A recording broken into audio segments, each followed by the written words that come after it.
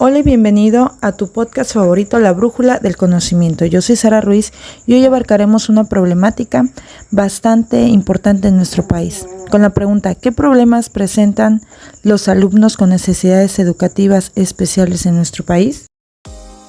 Bien, es una pregunta bastante interesante y es un planteamiento que podemos abarcarlo de la siguiente manera.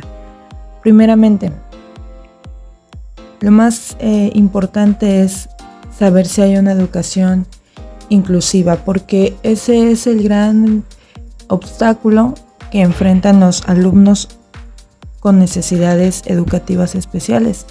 El problema tan visto, tan discutido de la inclusión, sin embargo, aunque es hablado, aunque es dialogado, aunque es un tema del cual se hable y se trate, es un tema que realmente no ha llegado a ser concretado en la realidad. Podemos tener textos que hablen de inclusión, podemos tener propuestas, podemos tener personas que estén a favor de la inclusión. Sin embargo, muchos centros educativos de nuestro país realmente no han aterrizado sobre qué es la inclusión, qué significa ser inclusivo en la educación. Y este es un concepto por el cual, pues obviamente hay que reconocer los derechos que todos tienen a la educación, niñas, niños, adolescentes, jóvenes y adultos, y no solo a la educación, sino una educación de calidad, que considere, que respete las diferentes capacidades, las diferentes necesidades educativas, inclusive las costumbres, la etnia, los idiomas y obviamente las discapacidades, que es el tema que nos interesa ahora. Sin embargo, ¿realmente existe inclusión dentro de las escuelas mexicanas? Es decir, ¿se le brinda una adecuada atención educativa a las personas con discapacidades dentro de las escuelas? Se habla mucho del tema. Las autoridades educativas a nivel federal aseguran que las escuelas mexicanas son inclusivas y que todos los niños, pues como lo marca la ley, tienen derecho y acceso a la educación. La escuela es inclusiva, se anuncia, ¿no? Esto es lo que anuncian los planteles, pero ¿hasta qué punto esto es una realidad? Hagamos un análisis pues breve de esta situación y vamos a ver cómo esta área de la falta de inclusión realmente en las escuelas afecta al 16.5% de la población mexicana. Una minoría, pero es una minoría que es pues grande, es la minoría más grande, porque aunque un 16.5 puede parecer algo pequeño, hablamos de miles y miles de niños, de jóvenes que se encuentran en esta situación y que debemos de conocer cuál es la postura, principalmente de ellos como alumnos, pero también de los padres y también por supuesto de los maestros. ¿Por qué?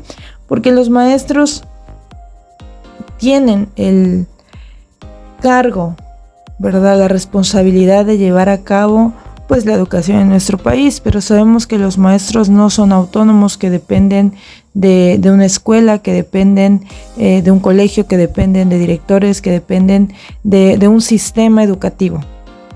Entonces tenemos que ver y darnos cuenta que solo 3 de cada 10 personas asisten a una escuela regular, es decir, solo 3 de cada 10 personas que tienen alguna discapacidad, alguna necesidad educativa especial, asisten a una escuela regular.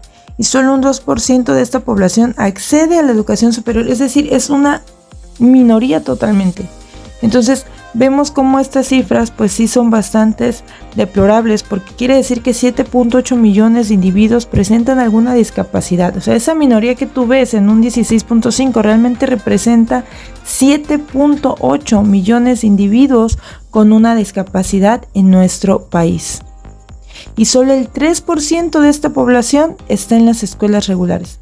Entonces, ¿qué ocurre con el otro gran 7%? Hay una falta de recursos y esto sí es uno de los factores pues más importantes. Pues es mucha la población que vive en la pobreza y lo sabemos, entendemos la situación de nuestro país. Y sabemos que además, encima de todo, pues no es barato pagar especialistas que ayuden a los padres a tratar de ayudar a sus hijos. Y también encontramos la falta de recursos dentro de las propias escuelas. Es decir, es una falta de recursos dentro de la economía familiar de aquellos estudiantes que tienen alguna necesidad educativa especial, pero también es una falta de recursos dentro de las propias escuelas que se anuncian como inclusivas. Entonces no se encuentra la infraestructura adecuada, tampoco los materiales, los recursos, el número tan grande de los grupos que están en los salones de clases y la falta de personal capacitado hacen que sea todo un reto mantener esa inclusión dentro de los planteles. Insisto, los maestros tienen muchos maestros la buena voluntad, el querer hacer algo, pero los recursos con los que cuentan no se lo permiten. La sobrepoblación de estudiantes que tienen a su cargo no se los permiten. Y muchas veces aún los propios directivos de los planteles intentan hacer algo.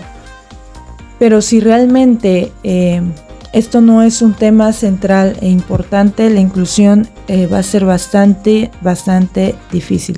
Entonces podemos entender que la inclusión no es un estado, sino es una búsqueda constante por establecer una cultura escolar que se esfuerce todos los días en derribar y minimizar las barreras que limitan el acceso de cualquier estudiante para alcanzar una educación que les garantice una vida digna, una vida con bienestar. Y todos tenemos el derecho a alcanzarlo.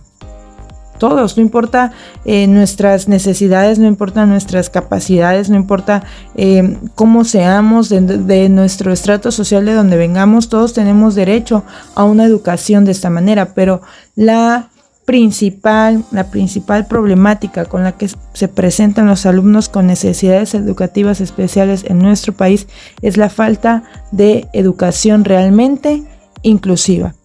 Tienen que brindársele esta educación.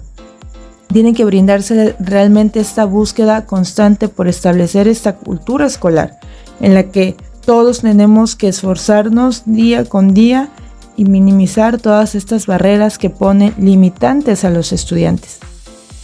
Pero insisto, aunque se tenga la buena disposición de los maestros, de padres, de alumnos, muchas veces esta inclusión no llega a darse debido a la falta de recursos, a la falta de maestros. No se puede pretender que un profesor con 30, 40 o hasta 50 alumnos, atienda con grandes resultados a niños con discapacidades en medio de todas las actividades docentes que se le exige a su profesión. Es una locura.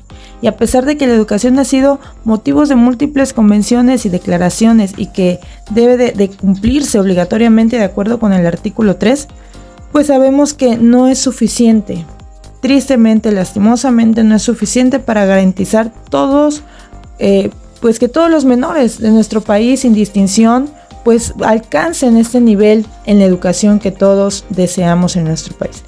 Entonces, los padres de familia tienen el compromiso de mantener a sus hijos en la escuela y pues coayudar a lograr los aprendizajes, estar al pendiente de que adquieran competencias necesarias para alcanzar la vida plena. Las escuelas tienen la meta de construir comunidades, ambientes de aprendizaje que favorezcan la permanencia de los estudiantes en la escuela y al logro del perfil pues de egreso, que sea pues igualitario, ¿no?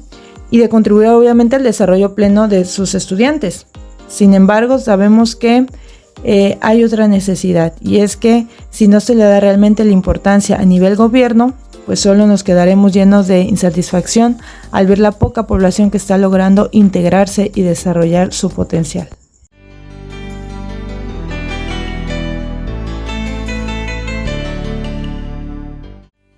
Esto fue La Brújula del Conocimiento, un podcast pensado solamente en ti. Gracias.